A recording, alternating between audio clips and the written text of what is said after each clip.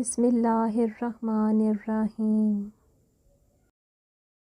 محترم ناظرین، روایات کے مطابق قبیلہ غفار کے بعد نبی کریم صلی اللہ علیہ وسلم کے پاس قبیلہ اسلم کے لوگ تشریف لائے۔ انہوں نے آ کر آپ سے عرض کیا، اے اللہ کے رسول، ہم بھی اس بات پر مسلمان ہوتے ہیں جس پر ہمارے قبیلے کے بھائی غفار مسلمان ہوئے ہیں۔ یہ سن کر نبی کریم صلی اللہ علیہ وسلم نے فرمایا کہ قبیلہ غفار کے لوگوں کی اللہ مغفرت فرمائے اور قبیلہ اسلم کے لوگوں کو اللہ سلامت رکھے۔ کہا جاتا ہے کہ ایک مرتبہ حضرت ابو ذر غفاری حج کے لیے گئے۔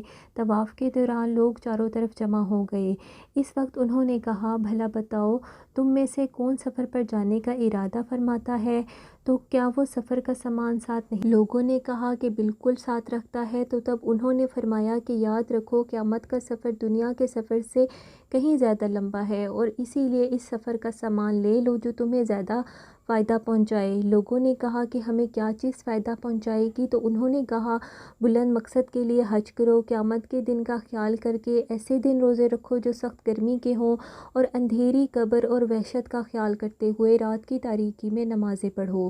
یاد رکھا جائے کہ حضرت ابو ذر غفاری کے بعد حضرت خالد بن سعید ایمان لائے۔ کہا جاتا ہے کہ دیہات کے لوگوں میں اسلام قبول کرنے والے یہ تیسرے یا چوتھے آدمی ہیں۔ یہ اپنے بھائیوں میں سے سب سے پہلے مسلمان ہوئے۔ ان کے اسلام لانے کا واقعہ کچھ یوں ہے۔ کہا جاتا ہے کہ خالد بن سعید نے خواب میں جہنم کو دیکھا۔ اس کی آگ بہت زیادہ بھڑک رہی تھی۔ یہ خود جہنم کے کنارے کھڑے تھے۔ خواب میں انہوں نے دیکھا کہ ان کا باپ ان کو جہنم میں دھکیلنا چاہتا ہے، مگر نبی کریم صلی اللہ علیہ وسلم نے ان کا دامن پکڑ کر ان کو جہنم سے بچاتے ہیں۔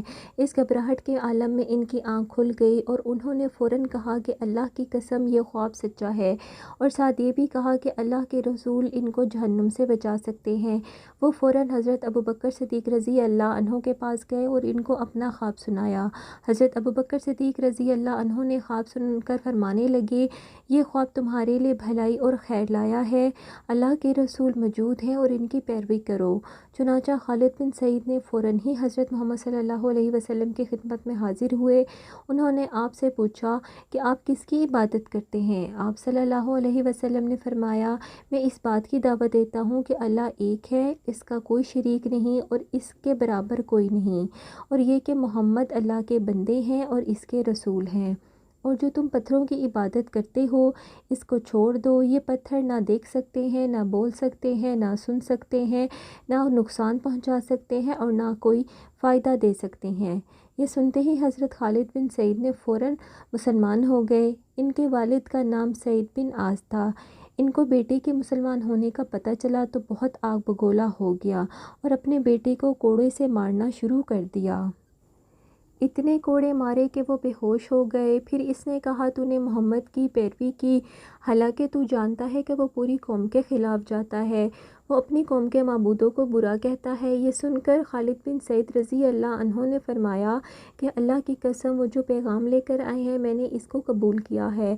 اس پر ان کا باپ اور آگ بگولا ہو گیا اور کہا کہ میں تیرا کھانا پینا بند کر دوں گا۔ حضرت خالد بن سعید نے کہا کہ اگر آپ میری روٹی بند کر دیں گے تو اللہ تعالیٰ مجھے روٹی دے گا۔ آخر سعید نے بیٹے کو گھر سے نکال دیا اور باقی بیٹوں کو کہا کہ اگر کوئی بھی اس راستے پر گیا تو میں اس کا وہی حشر کروں گا۔ حضرت خالد بن سعید گھر سے نکل کر حضور صلی اللہ علیہ وسلم کی خدمت میں آ گئے۔ اس کے بعد وہ آپ صلی اللہ علیہ وسلم کے ساتھ رہنے لگے۔ باپ سے بالکل بے تعلق ہو گئے، حتیٰ کہ جب مسلمانوں نے کافروں کے مظالم سے تنگ آ کر حبشہ کی طرف ہجرت کی تو ہجرت کرنے والے آپ پہلے مسلمان تھے۔ محترم ناظرین، کہا جاتا ہے کہ ایک دفعہ ان کا باپ بیمار ہو گیا۔ اس وقت اس نے قسم کھائی کہ اگر میں اس بیماری سے صحت یاب ہو گیا تو میں پھر دوبارہ محمد کے خدا کی عبادت نہیں ہونے دوں گا۔ باپ کی یہ بات سن کر خالد بن سعید تک آ گئی۔ انہوں نے سن کر اللہ سے دعا کی کہ میرے باپ کو کبھی صحت یابی نہ ملے۔ چنانچہ ان کا باپ اسی مرض میں مر گیا۔ محترم ناظرین، آپ کو بتاتے چلیں کہ خالد بن سعید وہ پہلے انسان ہیں جنہوں نے بسم اللہ لکھی۔ ان کے بعد ان کے بھائی عمرو بن سعید مسلمان ہو گئے۔ ان کے مسلمان ہونے کا سبب یہ ہوا کہ انہوں نے خواب میں ایک نور دیکھا۔ نور زمزم کے پاس سے نکلا اور اس سے مدینے کے باغ تک روشن ہو گئے، اور اتنے روشن ہوئے کہ اس میں انہیں مدینے کے باغ کی تازہ کھجوریں تک نظر آنے لگیں۔ انہوں نے یہ خواب لوگوں سے بیان کیا تو انہوں نے کہا کہ زمزم کا تعلق عبد المطلب کے خاندان کا کنواں ہے، اور یہ نور بھی اس میں سے ہی ظاہر ہوگا۔ پھر جب ان کے بھائی خالد رضی اللہ عنہ مسلمان ہو گئے تو انہیں خواب کی حقیقت نظر آنے لگی، چنانچہ یہ بھی مسلمان ہو گئے۔ سعید کی اولاد میں سے ریان اور حاکم بھی مسلمان ہوئے۔ حکم کا نام نبی کریم صلی اللہ علیہ وسلم نے عبداللہ رکھا۔ محترم ناظرین، آپ کو خالد بن سعید اور ان کے خاندان کے بارے میں بتاتے چلیں کہ مکہ مکرمہ کے 10-12 معزز گھرانوں میں سے ایک خاندان بنو امیہ بھی تھا۔ یہ خاندان مالی اعتبار سے بھی بہت مستحکم تھا۔ اہل مکہ میں جنگ فجار بھی بڑی مشہور ہوئی، جس کا تذکرہ ہم پچھلی ویڈیو میں کر چکے ہیں۔ اس جنگ کا جھنڈا اموی خاندان کے ایک سردار مارب بن عاصیہ کے پاس تھا، جو سیدنا ابو سفیان کا والد تھا۔ اس گھرانے نے اللہ کے رسول کی بے حد مخالفت کی، مگر اسی خاندان کے ایک عظیم فرزند خالد بن سعید بن عاص مردوں میں اسلام قبول کرنے والے میں ان کا نمبر 5واں تھا۔ ان سے پہلے حضرت ابوبکر صدیق رضی اللہ عنہ، سیدنا علی بن ابی طالب، سیدنا زید بن حارثہ اور سیدنا سعد بن ابی وقاص اسلام لائے تھے۔ ان تمام لوگوں نے سب سے پہلے اسلام قبول کیا، اور ان کے بلند رتبے سے کسی کو بھی انکار نہیں۔ محترم ناظرین، اب ہم آپ کو خالد بن سعید کی ہجرت کے بارے میں بتاتے ہیں۔ یاد رہے کہ مسلمانوں کے مکہ میں دن بدن حالات بگڑتے جا رہے تھے۔ اللہ کے رسول نے اپنے ساتھیوں کو حبشہ جانے کا مشورہ دے دیا، چنانچہ حضرت خالد رضی اللہ عنہ نے اپنی اہلیہ کو اپنے ساتھ لیا اور چپکے سے مکہ سے حبشہ کی طرف ہجرت کر گئے۔ محترم ناظرین، ہجرت کا لفظ زبان سے ادا کرنا بہت ہی آسان ہے، لیکن یہ کوئی اتنی آسان بات نہیں۔ حبشہ کا ماحول مکہ سے بالکل مختلف تھا، وہاں کی زبان بھی عربی سے مختلف تھی، مگر اسلام کی خاطر یہ قربانی بھی دے دی گئی۔ ان کے ساتھ ان کے بھائی سیدنا عمر بن سعید بن عاص بھی ہجرت کر جاتے ہیں۔ روایات میں آتا ہے کہ حضرت خالد رضی اللہ عنہ دوسرے مسلمانوں کے ساتھ حبشہ میں پروقار زندگی بسر کرنے لگے۔ یہ لوگ پیشے کے اعتبار سے تاجر تھے اور زندگی گزارنے کے لیے چھوٹا موٹا کاروبار شروع کر دیا۔ اللہ نے برکتیں نازل فرمائیں، انہیں حکومت کی طرف سے کسی قسم کی کوئی مشکل کا سامنا نہیں تھا۔ حبشہ میں قیام کے دوران حضرت خالد رضی اللہ عنہ کے آنگن میں ایک پھول کھلتا ہے۔ ایک بیٹا پیدا ہوا جس کا نام سعید رکھا جاتا ہے، پھر ایک بیٹی پیدا ہوتی ہے جس کا نام امہ رکھا جاتا ہے۔ ان بچوں کے دلوں میں اللہ کے رسول کے لیے بڑی محبت تھی، والدین نے تربیت ہی ایسی کی تھی۔ حبشہ کے قیام کے دوران ایک اور اعزاز حضرت خالد رضی اللہ عنہ کو ملتا ہے، وہ یہ کہ ابو سفیان کی صاحبزادی سیدہ رملہ اپنے خاوند عبداللہ کے ساتھ حبشہ میں قیام پذیر تھیں۔ آپ کو بتاتے چلیں کہ سب سے پہلے اسلام قبول کرنے والوں میں حضرت صہیب رضی اللہ عنہ بھی تھے۔ ان کا باپ ایران کا بادشاہ کسریٰ کا گورنر تھا۔ ایک مرتبہ کیسر کی فوجوں نے اس کے علاقے میں حملہ کیا۔ اس لڑائی میں حضرت صہیب رضی اللہ عنہ گرفتار ہو گئے، انہیں غلام بنا لیا گیا۔